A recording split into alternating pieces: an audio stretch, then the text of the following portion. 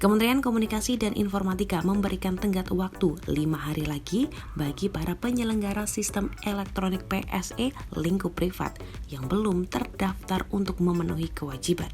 Hal ini disampaikan oleh Direktur Jenderal Aplikasi Informatika Kementerian Kominfo Samuel Abrijani Pangharapan.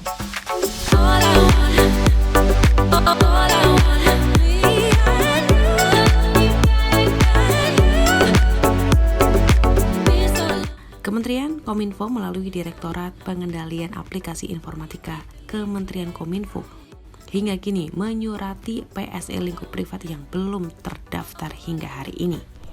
Setidaknya sudah ada 60 PSE lingkup privat yang aman dan sudah terdaftar.